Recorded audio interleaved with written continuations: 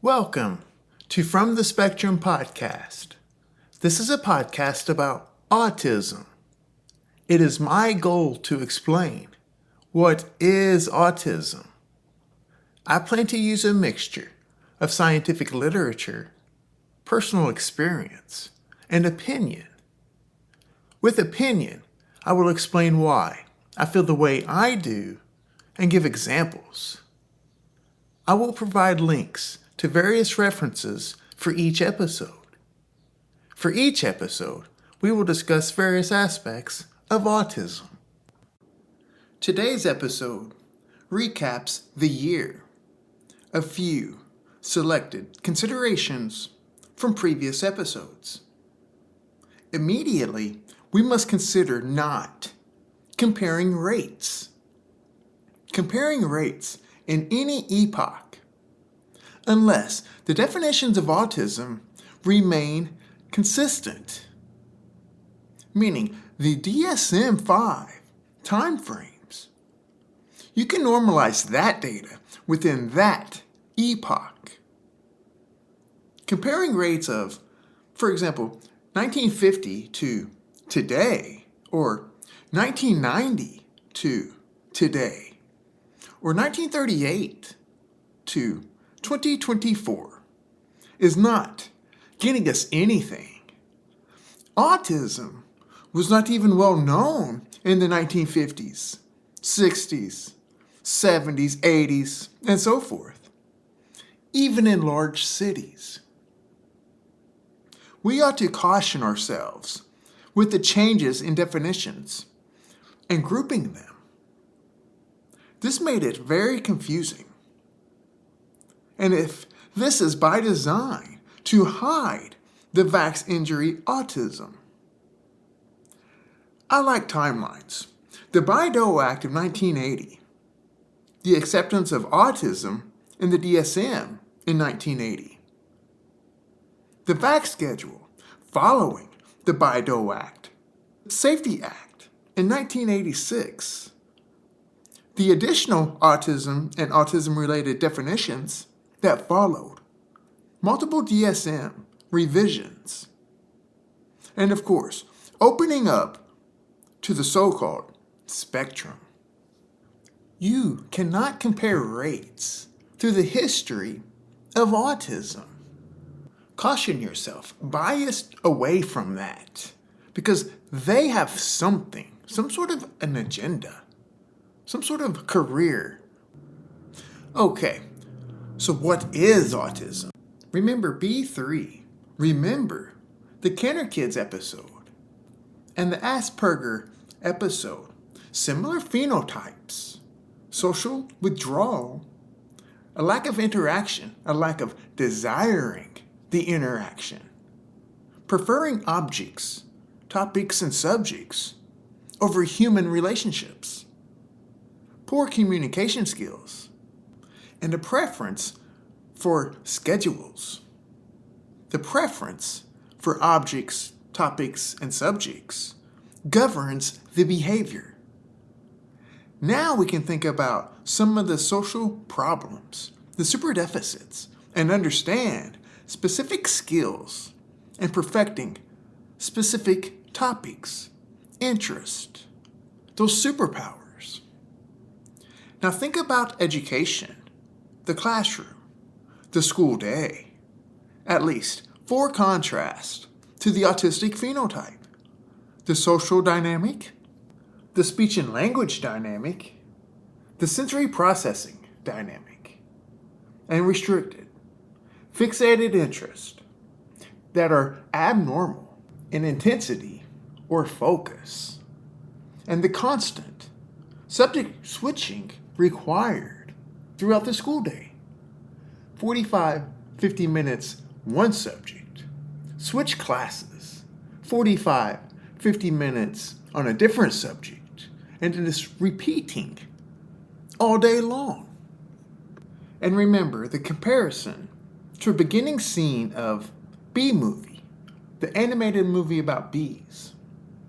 When the camera zooms out, showing thousands and thousands of bees swarming around in perfect synchrony and at high rates of speed, very efficiently, with known roles and goals. This shows our sensory processing, that high rate of data stream. A couple of things here. One, that helps explain what keeps us to ourselves. And two, it's entertaining. It's safe. It allows us to accelerate our understanding of that salient topic. Whatever we're drawn to in that moment, we can fixate on these things with, remember, abnormal intensity or focus. This is autism. This sounds like autism. Imagine this phenomenon in social settings, especially the classroom and around lots of people. This phenomenon keeps us on a single topic, an interest, and so forth. A major problem for us is being forced into social norms. Who decides social norms? Society says switch, do this, then do this, and then this. And if this is not you, or if you simply don't understand or accept this, it frustrates you. Maybe even double down and force more contrast to the autistic phenotype. But if you think about a surgeon, a Navy SEAL, a specialist of some sort, an Olympic athlete, whatever has an elite specialized role, this is similar to how they dedicate their time. Think Temple Grandin and her animal studies. It's understood that autistics spend extended times on a topic or object and then moves on. This leads us to our catalogs, our expertise, our episodic memory, etc. Remember the default mode network and the J.D. Barker episode. And remember Temple Grandin. Autistics build up an abstraction and conceptualizing, building catalogs of data, similar to how AI processes. We are AI. We build up details to general. Most people look at general and then zoom into the detail. Now let's consider thinking in pictures and seeing movies. More data on what keeps us within ourselves. More data on what gives us an ability to perfect and accelerate specific learning skills and data. I hope you are also considering the classroom and still considering some harms of people forcing us out of our phenotype. The biology that gives us autism allows us to be comfortable within ourselves. The problem is, can you fit in or not? Are you like the so-called normal people or not? Apply this information not only to education, but to employment. Also consider how frequent anxiety tracks with us.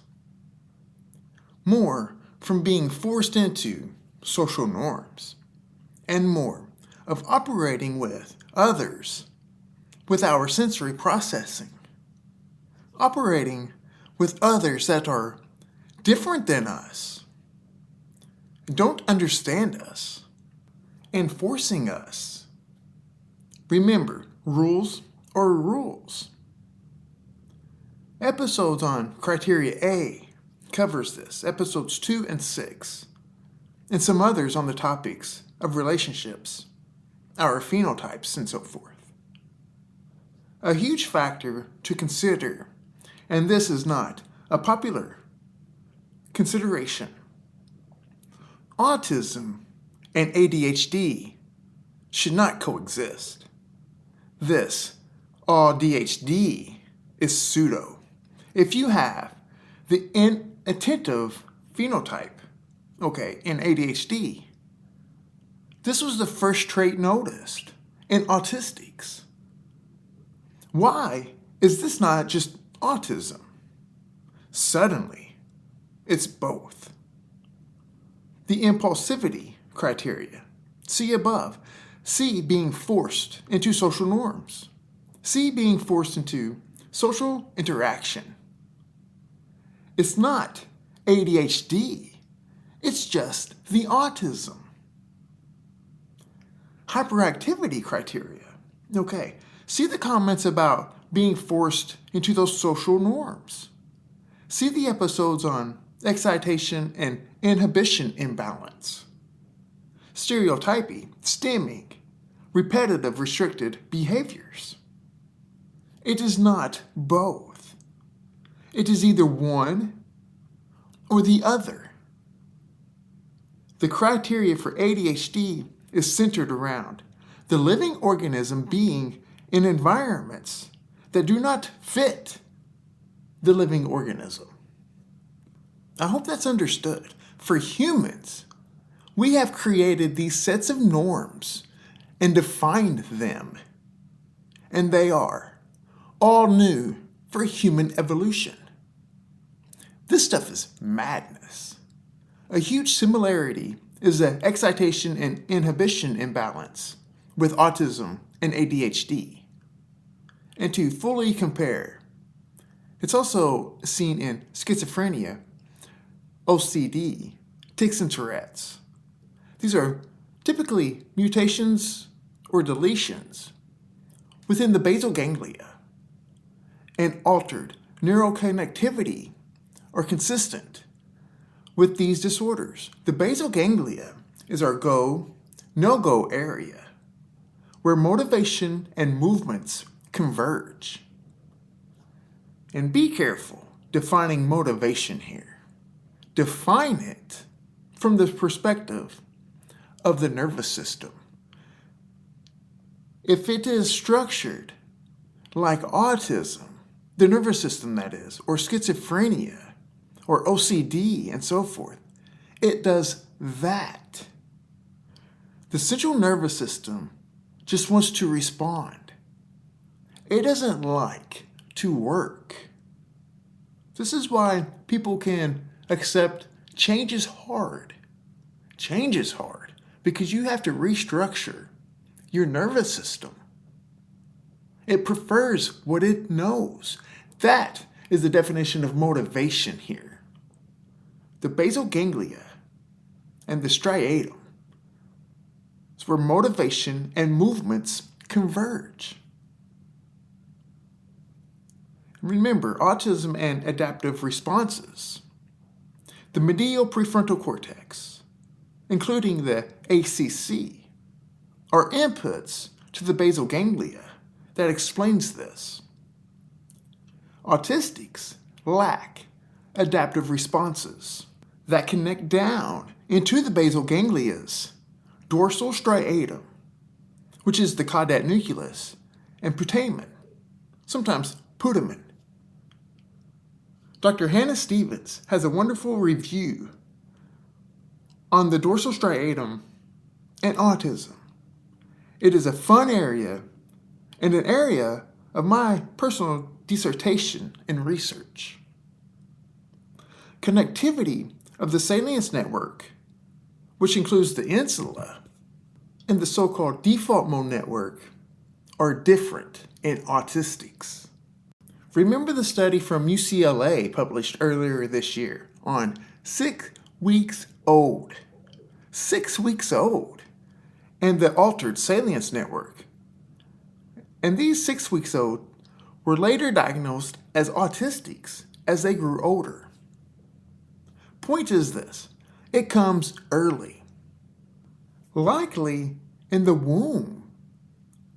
The womb ought to be our biggest region of interest. Autism is underdeveloped cells, a loss of energy from the environment used by living organisms, including humans, to shape life. Abnormal cells, the paradigm calls it neurodevelopmental disorders. This is underdeveloped and or abnormal developed, which we are just describing the same thing using different words. And this is common practice. Because of this phenomena of abnormal cells, it explains something well accepted in medicine and research and the lay public. All of the comorbid conditions, autism, and XYZ problems. Remember the proteins implicated that are vastly responsible for developing the living organism in utero. Remember the imaging and the machine learning used to identify these abnormal regions of interest. So we have the UCLA study on the salience network and the study from UCSD, University of California at San Diego, study on 2 months old, predicting severity of autism, and then the Ben Ari machine learning as early as 2 days of life. This was released in Scientific Reports, a very good journal. Cellular proliferation, differentiation, and migration is happening in the womb for these areas. The light story, how living organisms are created on Earth. Light is electromagnetic. If we go to the electrons and protons, are what drives our energy within biochemistry and the photoelectric effect. Those electromagnetic fields hitting matter, creating massive amounts of energy. Now we can consider mitochondria, a buzzword in medicine, and properly so. See the episodes, plural, episodes on the mitochondria, and covered in the cause of autism episode as well. If we are discussing light gives life to other organisms, it is not controversial at all. I don't understand. Humans can complicate so much. A human's capacity to think and create is not just fantastic and helps sustain our species and provides us great benefits. It's also the source of holding us back and harm. Another cool molecule is oxytocin.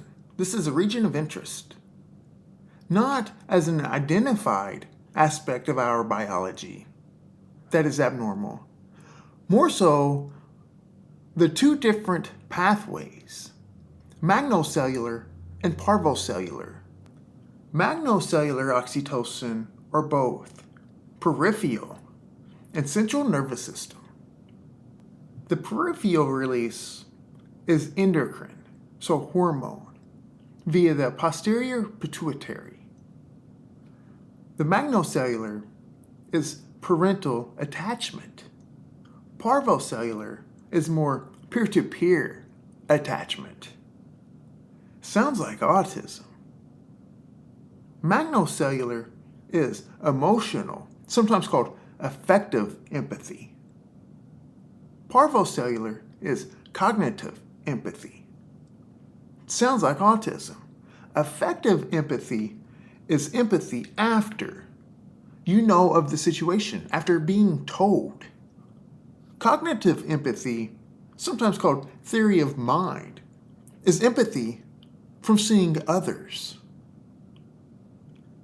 Oxytocin is a dynamic molecule, a small peptide with phylogeny of millions and millions of years in living organisms, a 9-protein peptide and a hormone. It shares 7 of the 9 proteins with vasopressin, also shown to be abnormal in autism. This originates from vasotocin in smaller, less complex organisms. These peptides are very fascinating. In socialness, it is shown that for socialness to be rewarding, oxytocin in the central nervous system and serotonin must converge in an area of the ventral striatum, a very popular area in neuroscience, the nucleus accumbens.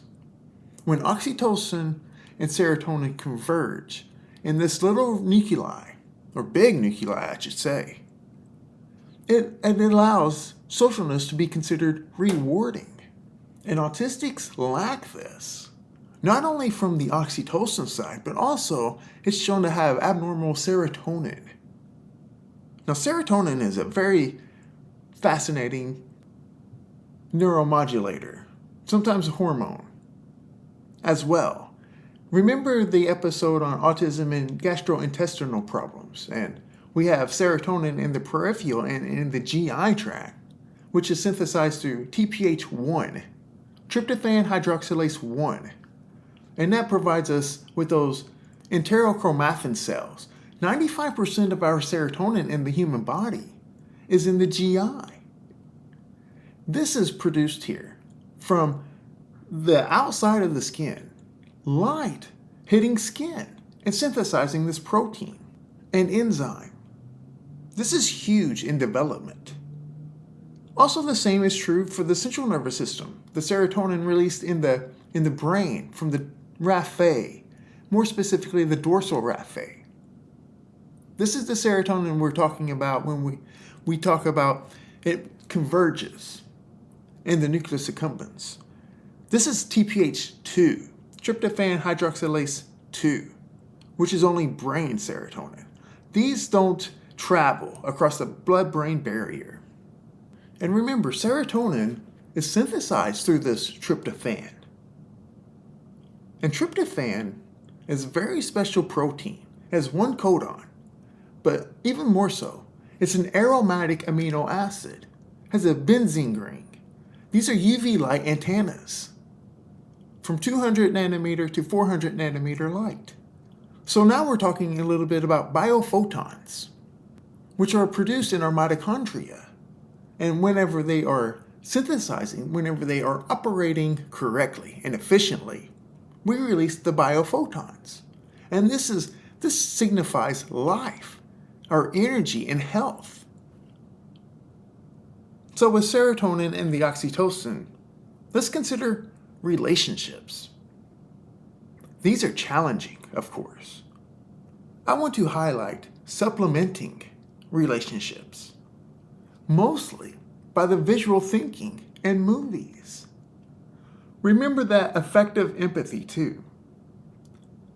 Supplementing our human interaction and a lack of relationships can be accomplished with the visual thinking and the movies. This is, in reality, an interaction. It's just different than what you might experience. If this is not you, you will not likely understand it at all. This is complicated. And that's fine. But this is safe for us. We know the end. Remember the simple challenges, beginning and ending conversations. Luckily, for the podcast, I have a standard beginning. However, ending the podcast is quite awkward whenever there's a guest on. There are many goodbyes and these so-called common gestures, the common back and forth that people undertake to end conversations. I never know if it's enough or too much. These visual thinking and movies come automatic, and at times, things I don't want to think about. It takes a shake of the head and deliberate effort at times to stop seeing what I'm seeing about other people. Stop these movies running through my head. However, with all thinking in pictures and movies, this is a form of accelerated learning. Asperger's little professors, or autistic intelligence. Instead of human relationships, I love objects, topics, and subjects. I can see people, or observe people, or even the interaction, the common back and forth. And I can take that little data set and create things in my head about them and follow them, almost like I'm living their life from their perspective. And I can do this pretty accurately as I get more data inputs with future conversations and interactions or observations about them. I can just update this in real time. This is all very strange. Instead of the human relationships,